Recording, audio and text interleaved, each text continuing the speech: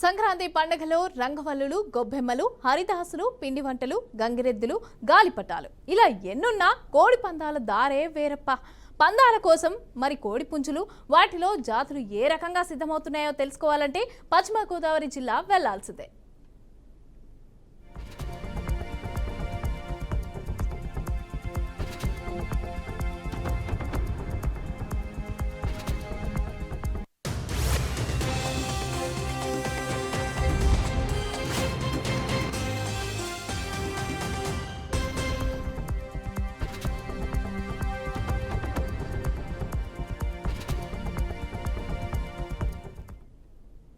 సంక్రాంతి పండగ అంటే పల్లెల్లో నెల రోజుల పాటు సందడి ఉంటుంది. ఒకప్పుడు సంక్రాంతి పండగ అనగానే రంగవల్లులు, గొబ్బెమ్మలు, హరిదాసులు, పిండి వంటలు ప్రధానంగా ఉండేవి. కానీ ప్రస్తుతం మాత్రం సంక్రాంతి అనగానే ముందుగా గుర్తొచ్చేది కోడి పందాలు. గోదావరి జిల్లాల్లో, ముఖ్యంగా పశ్చిమ గోదావరి జిల్లాలో జరిగే సంక్రాంతి కోడి పందాలు తిలకించడానికి పక్క రాష్ట్రాల నుంచే కాకుండా దేశ నలుమూలల నుంచి కూడా పెద్ద సంఖ్యలో వస్తూ ఉంటారు.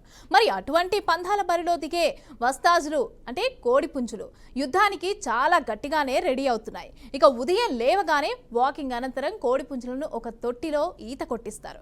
ఎక్కువసేపు నీళ్లలో ఈత కొట్టిస్తే కోడిలో దమ్ము ఎక్కువగా పెరుగుతుంది. కోడి పందాల సమయంలో అలసిపోకుండా ఉంటుందనే కోణంలో కోడి పుంజులను ప్రతిరోజు ఉదయం 15 నిమిషాల పాటు ఈత కొట్టిస్తారు. ఇక ప్రతిరోజు 15 నిమిషాల పాటు ఈత కొట్టడం ద్వారా కాళ్లల్లో శక్తి పెరుగుతుంది. బలంగా పందాల సమయంలో ఎదుటి కోడిని తన కాలికి ఉన్న కత్తితో గట్టిగా తన్నడానికి అవకాశం ఏర్పడుతుంది. ఇక ఈత కొట్టి అలసిపోయిన పందెం కోళ్లకు ప్రత్యేక మెనూ ఉంటుంది. మామూలుగా అయితే కోడి పుంజులకు బియ్యం, వడ్లు, తౌడు ఆహారంగా పెడతారు. అయితే పందెం కోళ్లకు మాత్రం బాదం, పిస్తా, మటన్ కైమా మొదలగు బలవర్ధకమైన ఆహారం అందిస్తారు. ముఖ్యంగా పండగ సీజన్లో ఇంకా పెరుగుతుంది. కుస్తీ పందాలు వస్తాదులను ఎలా మేపుతారో అలాగే పందాలకు సిద్ధమవుతున్న కోడి పుంజులను కూడా అదే విధంగా బలమైన ఆహారంతో పందాలకు సిద్ధం చేస్తారు. నెలకు 10 నుంచి 20 వేలకు పైగానే వీటి ఆహారం కొరకు ఖర్చు చేస్తారు. అంటే పందెం కోసం ఏ రకంగా సిద్ధం చేస్తారు అనేది అర్థమవుతుంది. రోజుల పాటు జరిగే ఈ కోడి పందాలకు సంబంధించి ఈ కోళ్ళను ఏ విధంగా తరిపిదేస్తారు, ఒక ఆర్మీ జవాన్కు ఏ విధంగా శిక్షణ ఇచ్చి అనంతరం యుద్ధరంగంలో ఏ విధంగా దింపుతారో అదేవిధంగా ఈ కోళ్ళు కూడా ప్రత్యేకమైనటువంటి శిక్షణ ఇస్తారు. ఈ కోళ్ళకు కూడా సంబంధించి శిక్షణ ఇవ్వడానికి ప్రత్యేకంగా శిక్షకులు కూడా సపరేట్గా ఉంటారు. అసలు ఈ కోళ్ళకు సంబంధించి శిక్షణకు సంబంధించి వీటి యొక్క దైనందిన కార్యక్రమం మనం చూసుకున్నట్లయితే ఉదయం తెల్లవారుజామునే ఈ కోళ్ళను లేపుతారు. లేపిన తర్వాత వాటికి ఉదయం 4:30-5 గంటల ప్రాంతంలో స్విమ్మింగ్ పూల్లాగా స్విమ్మింగ్ చేపిస్తారు. ఆ తర్వాత వాటికి సూర్యుడు వచ్చేలాగా డి విటమిన్ వచ్చేలాగా సూర్యరశ్మి తగిలిస్తారు. ఆ తర్వాత వీటికి సంబంధించి ఆహారం కూడా బలమైనటువంటి ఆహారం ఇస్తారు. అయితే ఈ కోళ్ళకు సంబంధించి మనం చూసుకున్నట్లయితే ఎటువంటి ఆహారం ఇస్తారు, ఏ విధంగా శిక్షణ ఇస్తారు అనేది ఇప్పుడు మనం ప్రత్యక్ష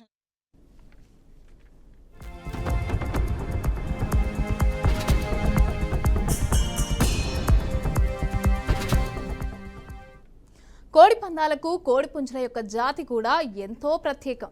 రంగును బట్టి కోడి పుంజు జాతినే నిర్ధారిస్తారు. తెల్లగా ఉంటే సీతువా అని, నల్లగా ఉంటే కాకి అని, పచ్చగా ఉంటే పచ్చకాకి అని, పచ్చగా ఉండి దాని మీద నలుపు రంగు ఉంటే దానిని నెమలి అని, ఎర్రగా ఉండే డేగా అని పిలుస్తారు. అలా రకరకాల పేర్లతో వీటిని రకరకాల జాతులుగా గుర్తిస్తారు. పందాలకు జాతి చాలా కీలకం. ఆ కోడి జాతిని బట్టి కూడా వాటికి ఆహారం రకరకాలుగా అందిస్తూ ఉంటారు. ఒక్కో జాతి పుంజు ఒక్కో సంవత్సరం ఎక్కువగా గెలుస్తూ ఉంటుంది. ఆహార నియమాలతో పాటుగా బలమైన ఆహారం కూడా ఇస్తూ ఉంటారు. ఏదైతే ఈ కోళ్ళకు సంబంధించి చూసుకున్నట్లయితే ఈ జీడిపప్పు, బాదం పప్పు, కైమా, మటన్ కైమా, అదేవిధంగా చికెన్, మాంసాహారాలు, వాటితో ఎగ్ అన్నీ కూడా ఇచ్చి బలమైనగా ఈ కోడిని తయారు చేస్తారు. ప్రతి కోడి కూడా పందెంకి వెళ్ళే ప్రతి కోడి కూడా సుమారుగా 4-4.5 కేజీలు ఉండే విధంగా చూస్తారు. ఒకవేళ బరువు ఎక్కువ ఉన్నట్లయితే ఆ బరువు తగ్గించే విధంగా చేస్తారు. ఒకవేళ బరువు లేని పక్షంలో బలమైన ఆహారం ఇచ్చి 4-4.5 కేజీలు ఉండే విధంగా చేస్తారు. ఒక పక్క చూసుకున్నట్లయితే ఇటు ఉమ్మడి పశ్చిమ గోదావరి జిల్లా వ్యాప్తంగా కూడా ఈ కోడి పందాలకు అయితే ఇప్పటికే రంగం సిద్ధమైంది. మరికొన్ని గంటల్లో ఈ కోడి పందాలు నిర్వహించేందుకు నిర్వాహాలు అయితే పూర్తి స్థాయిలో సిద్ధమైనారు. ఈ కోళ్ళకి సంబంధించి కూడా ఆహారం